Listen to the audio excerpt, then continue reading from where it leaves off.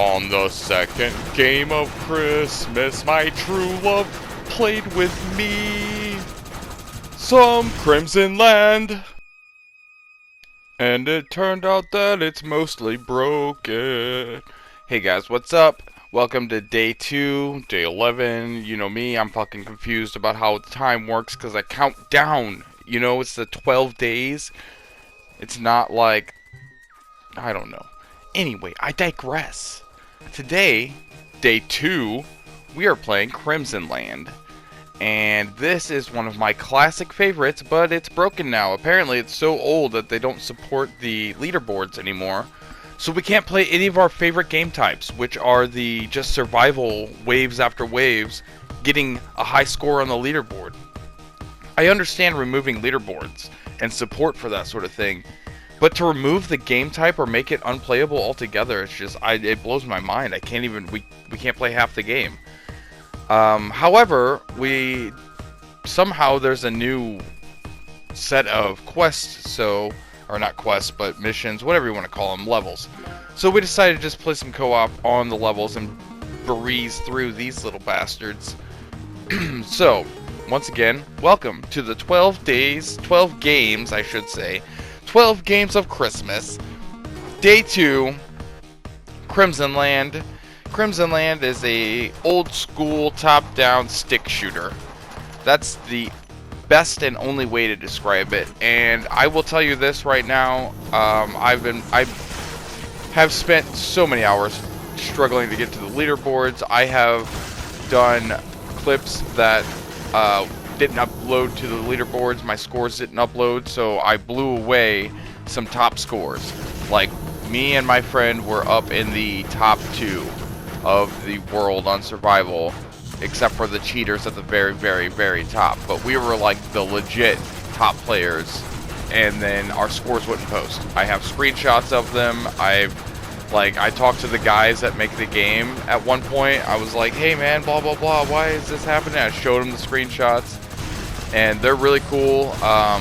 We'll talk about that in a second.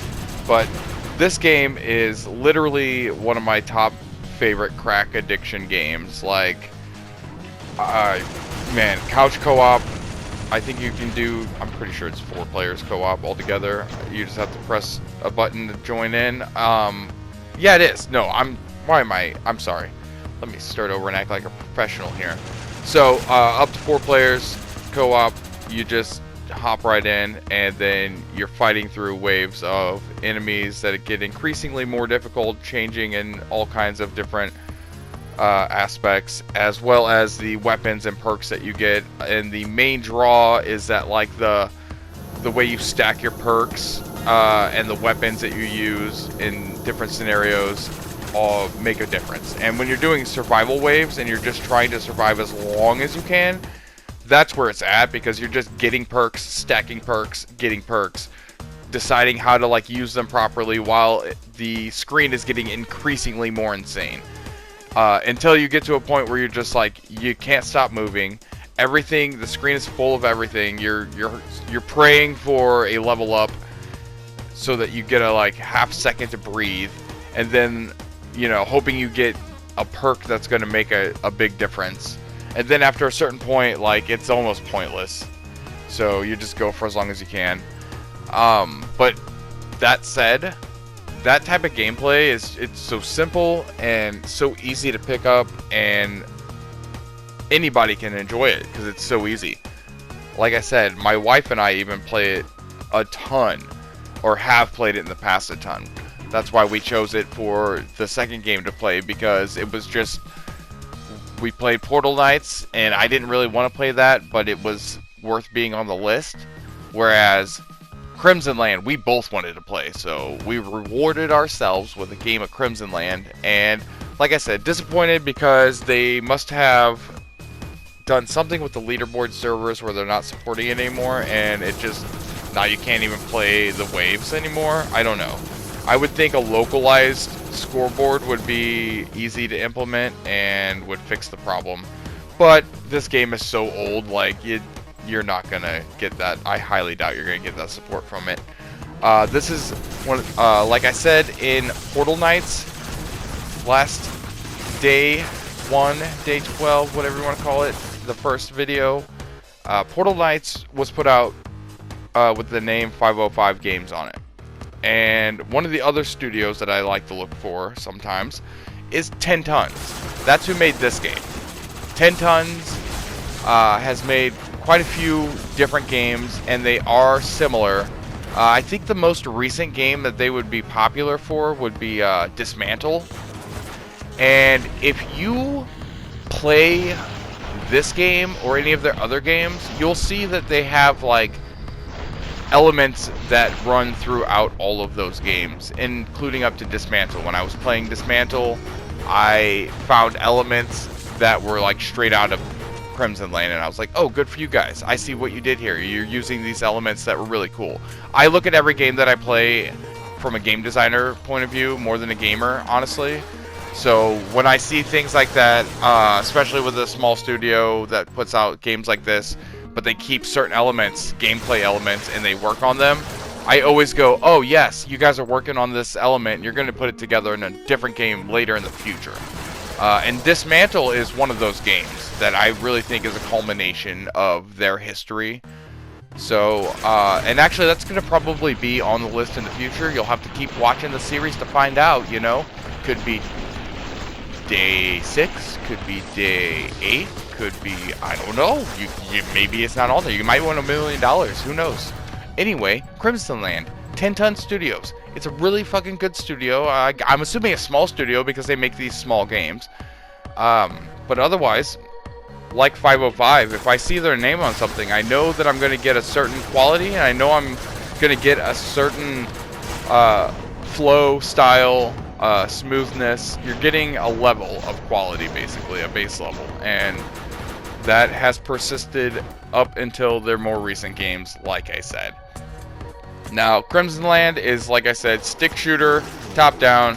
You're literally just surviving waves and waves and getting weapons and getting power-ups. That is the name of the game. There's not much to really even talk about when it comes to it, honestly. The only thing I can say is that unless you can correct me and point me in the direction of a better or similar game, this is where it's at when it comes to this type of game. There are plenty of top-down stick shooter style games. There are plenty of sort of isometric stick shooter games that are, you know, more 3D, more fleshed out. The Ascent comes to mind as a more modern one. There are several in that vein, even like third-party, whatever you want to call them, super indie games on the PS4 store or PlayStation, in general, PlayStation store.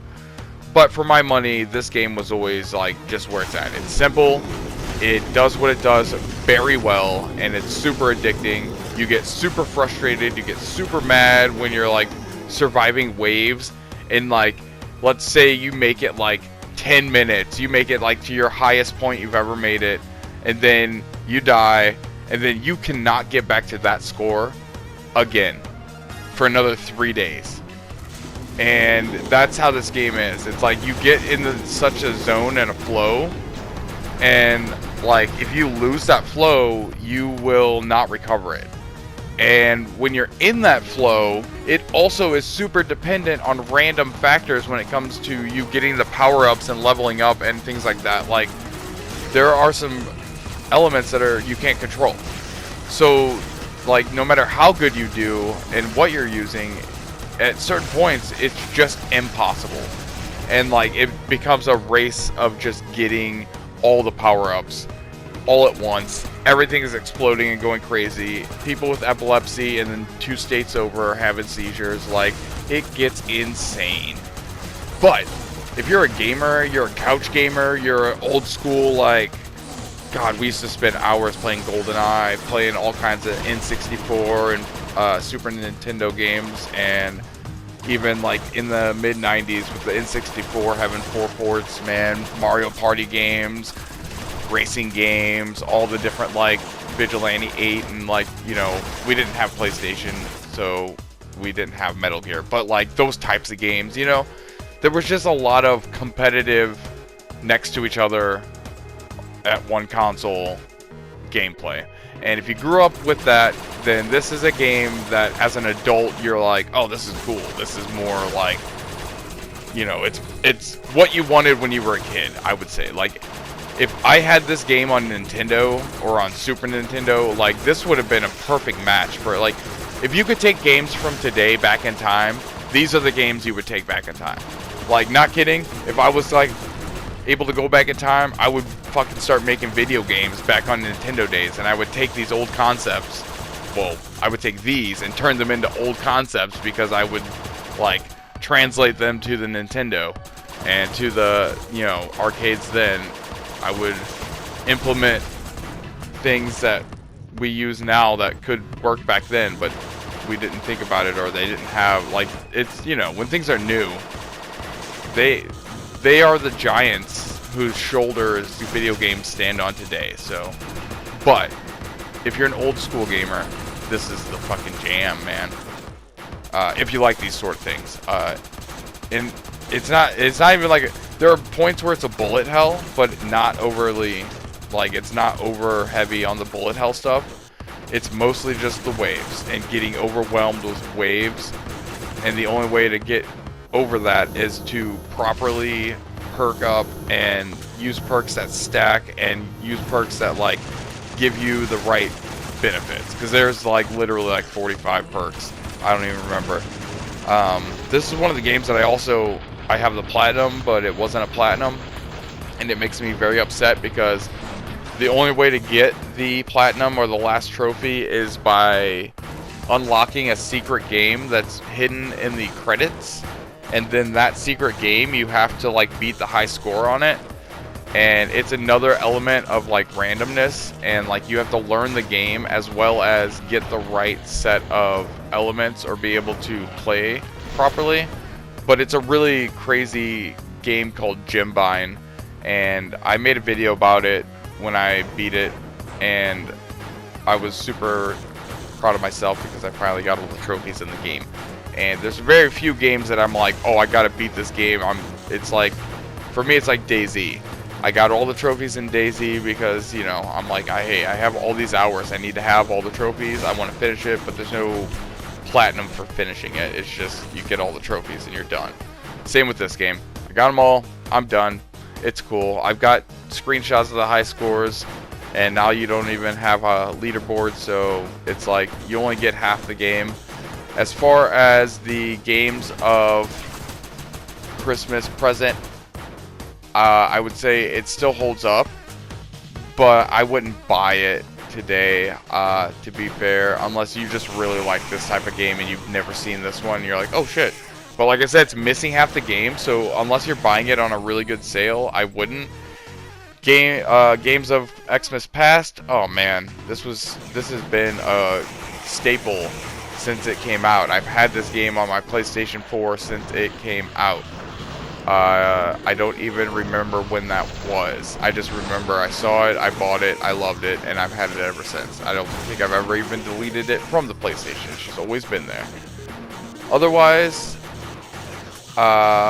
games of Christmas future, man, I wish they would make a new Crimsonland or another, like I said with Portal Knights, do another one with a different title. I don't know, but, like, do another Crimsonland.